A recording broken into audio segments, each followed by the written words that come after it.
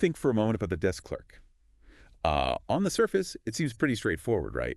Check-ins, answering questions. Yeah, pretty simple stuff, you'd think. But consider this. They're often the very first and sometimes the last human interaction you have in an entire experience. They really shape your perception. Oh, absolutely. Of a hotel, a clinic, you name it. That initial contact, it carries surprising weight. It really does. What looks like just a transaction is, well, it's actually a complex mix of skills. Totally. We're talking customer engagement, really quick problem solving, and a solid grip on how things actually run, all rolled into one frontline job. Exactly. And that's what we're diving into today, the sort of hidden depths of the desk clerk role, Yeah. seen through common interview questions. Right. Our aim isn't just to see what employers ask, but, to really understand the multifaceted demands of this job. Mm-hmm. Think of this as your shortcut to appreciating those core skills of effective frontline work. And these skills, well, they're surprisingly relevant way beyond just hospitality. Our mission, yeah, is to get past the surface level. We want to pull out those key competencies, understand the pressure points, Right. and ultimately learn something useful about handling customer interactions and keeping things running smoothly from that really crucial position. And for this deep dive, our source material is 30 Desk Clerk Interview Questions and Answers from Interview Prep. It's pre-current, published April 30th, 2025 by a certified career coach. Okay, good source. So let's jump in. Right off the bat, it's clear that first impressions and excellent customer service are just non-negotiable. Absolutely. The desk clerk is that first touch point. Mhm. And that interaction, well, it can totally color how a customer feels about everything else. So the questions dig into that. Oh, yeah. They're designed to see if a candidate really gets how vital this is and how they'd actually, embody it. Okay, like question 1. Can you describe your experience with handling customer complaints and how you ensure customer satisfaction? It sounds like it's about more than just fixing the problem. Precisely. The example answer they give really emphasizes active listening, like truly hearing the customer's frustration. Not just waiting to talk. Exactly. Then, yeah, a quick solution matters, but often the real difference maker is the follow-up. Checking back in. Making sure the customer is genuinely happy with how it all played out. It builds confidence, shows you care beyond just, the quick fix. Okay, I see. And then there's question 13 about going above and beyond. Mm-hmm. The example they used, upgrading a noisy room, that really shows it. It does. And what's interesting there is the proactive part. It's not just reacting when someone complains. It's noticing potential discomfort, like noise, and taking steps to make it better before they even have to ask. Those kinds of actions can really build loyalty. Yeah, much more than just fixing the noise itself. Way more. And what about dealing with guests who are really genuinely unhappy? Like in question 17, that takes some emotional skill, right? I'd imagine so. It does. The example points to starting with a sincere apology, then really digging into their specific concerns, and then offering a real solution. But there's more to it. Yeah, the critical part is learning from it, using that feedback. It shows you're serious about improving things long term, not just patching things up in the moment. Okay, moving on from those, crucial customer moments, the questions also hit on the operational side. Organization, time management, multitasking, that desk can get crazy busy. Oh, it certainly can. Being able to juggle multiple things at once is just essential. Question 2 asks about strategies for staying organized and managing time.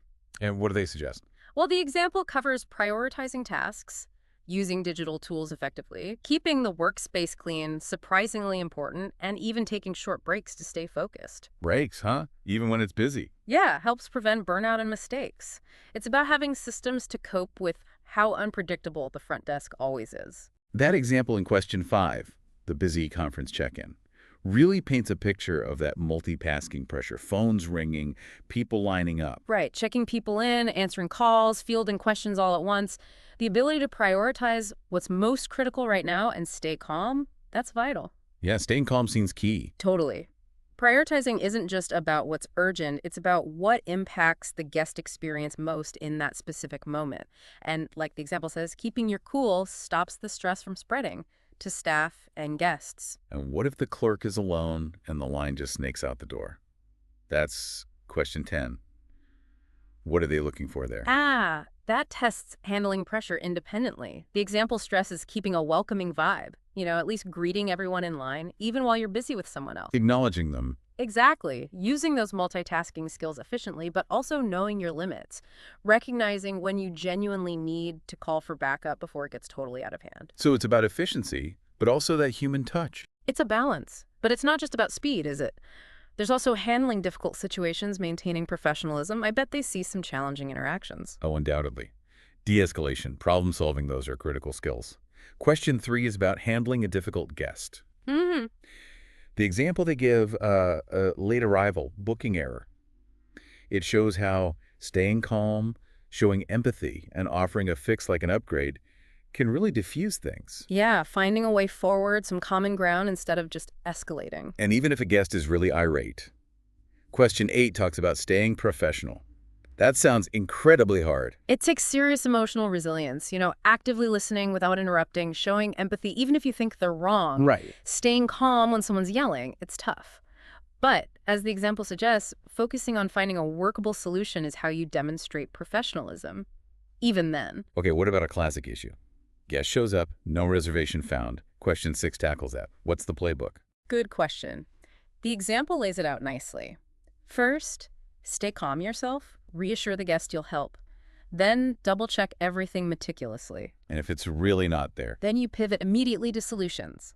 Check availability, see if you can fit them in. If you're totally full, offer alternatives, maybe nearby hotels. And crucially, apologize sincerely for the hassle, even if it wasn't your fault. Right. Take ownership of fixing it. Yeah. Now, beyond the people skills and problem solving, there's also the technical side, isn't there? Operational efficiency. It's not all just talking to guests. Not at all. They need to know the tools. Question 4 hits on experience with reservation and booking systems. Like specific software. Yeah, familiarity with big ones like Amadeus or Sabre is often expected. Plus, really understanding how they work for things like choosing rooms, handling special requests, pricing. Those systems are the operational backbone. And it's not just using the current systems, but improving them. Question 12 asks how candidates have boosted efficiency before. That one looks for initiative, a proactive approach. The example gives solid ideas like suggesting or implementing digital check-in, Oh, nice. or creating better training guides for new hires, or just smoothing out communication between, say, housekeeping and the front desk. It shows they're thinking about the bigger picture. And you can't forget the money side. Question 9 is about cash handling, financial records. Accuracy must be paramount there. Oh, absolutely critical. The example talks about daily cash reconciliation, keeping super detailed records, knowing the accounting software. And security. And, yeah, the vital need for confidentiality and sticking rigidly to company policies when dealing with financial info. No room for error there. Okay, switching gears a bit. Unexpected events. Yeah. Emergencies. Question 16 asks about familiarity with emergency procedures. Hopefully not used often, but crucial. Absolutely vital. Staying calm under extreme pressure, assessing the situation fast, knowing the protocols inside out, prioritizing everyone's safety, and communicating clearly with guests and, if needed, emergency services. Training and knowing those procedures cold is key. And spotting potential security issues. Yeah. Question 22. The desk clerk is often the first to notice if something's off. Exactly. The example highlights being observant, knowing who to call if there's a concern, following security protocols, evacuation, lockdown, whatever's needed, and then documenting everything carefully afterwards. It's about being vigilant and reacting responsibly. Even something seemingly smaller, like a guest losing something. Question 19. That needs a proper process too, doesn't it? It does. The steps in the example are pretty thorough. Reassure the guest first, get all the details about the item, alert the right staff quickly, document the loss properly. And keep the guest updated. And keep them in the loop, yeah. It shows empathy and that you're actively trying to help, even with, smaller problems. It's really fascinating the sheer range of interactions they handle. Question 20, for example, handling large group check-ins or checkouts.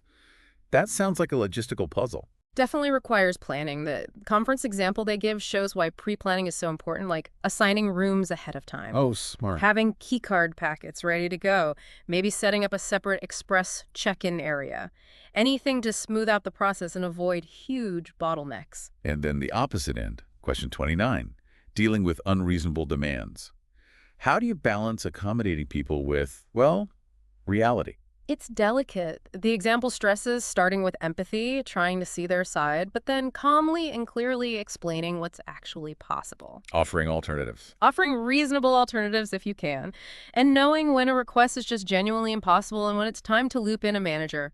doing it all professionally. What if the hotel just flat out doesn't offer something a guest wants? Yeah. That's question 26. Yeah, that happens. The key is apologize for the inconvenience, explain the limitation clearly, but don't stop there. Right. The example emphasizes being proactive, suggest alternatives, maybe recommend local businesses that do offer that service, keep it helpful and professional. Language barriers, question 27, must come up all the time. What helps bridge that gap? Well, the example suggests a mix of things, using translation apps or tools if available, keeping your own language simple and clear. Speaking slowly. Speaking slowly, definitely, being patient, and really importantly, showing cultural sensitivity. Just showing you're trying to understand goes a long way.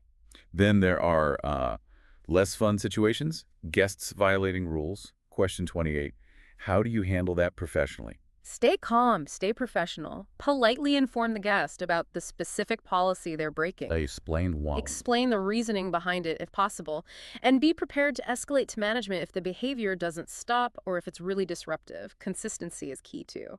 Question 23 brings up a really sensitive one.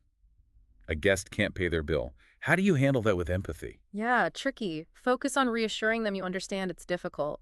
Then, calmly explain the options available according to policy, maybe contacting someone, exploring payment plans if that's allowed. Empathy and discretion are crucial. It's interesting how much emphasis there is on being proactive. Like question 24, asking about times you spotted and fixed a problem before it affected anyone. That shows real ownership, great attention to detail. The example of catching an error in the online booking system before it caused overbookings, that's gold. Preventing problems instead of just reacting. Exactly, anticipating issues. And even during slow times, question 25 suggests they shouldn't just be idle. Downtime isn't really free time. Not ideally, no. The example suggests using quiet periods for organizing supplies, updating records, maybe doing some self-improvement like reviewing policies or learning software features. Or helping other departments. Or even checking in with other departments to see if they need a hand. It shows initiative and a focus on overall efficiency. And they need to be an information hub too, right? Question 18, staying updated on hotel policies and local info. Absolutely. They're a key resource. The example gives practical tips. Check internal memos, look at official websites, maybe subscribe to local tourism newsletters, follow local news. Networking events. Even attending industry events if possible. It's all about being knowledgeable so you can give guests accurate, helpful info. You know, looking across all these different scenarios, the absolute core seems to be strong communication skills. Question 21 hits that directly. How have you used communication to improve the guest experience? Yeah, it underpins everything. The example they use, resolving that booking error effectively, it highlights active listening to get the guest's side, clearly explaining what's happening and what you're doing. And that follow-up again. And that crucial follow-up to make sure they're satisfied. Yeah. It shows how good communication can turn a potentially bad situation right around, even build loyalty. Okay, last one. Question 30. This tackles really tough decisions that directly affect guests, like an overbooking. How do you handle that ethically? Oof. Yeah, overbooking is rough. The example stresses a sincere, empathetic apology right up front. Then, proactively finding a suitable alternative nearby, arranging transport, covering extra costs. Making it right. Making it right, essentially. Prioritizing the guest's satisfaction even when the hotel made a mistake. Potentially at a higher level. It shows commitment. Wow. Okay, stepping back, it's just so clear that being a desk clerk requires this incredibly diverse skill set. It is so much more than just checking people in. Absolutely. You need top-notch customer service, sharp problem solving, great communication, serious organization, Right. and handling pressure, unexpected stuff, all with professionalism. It's a demanding role, and those core skills we've talked about, the empathy, active listening, problem solving, clear communication, staying calm under fire. Yeah. These aren't just hospitality skills, they are so transferable. Incredibly valuable in almost any professional setting and honestly in personal life too. That's a great point. So maybe as you go about your day, you encounter different frontline workers. Yeah.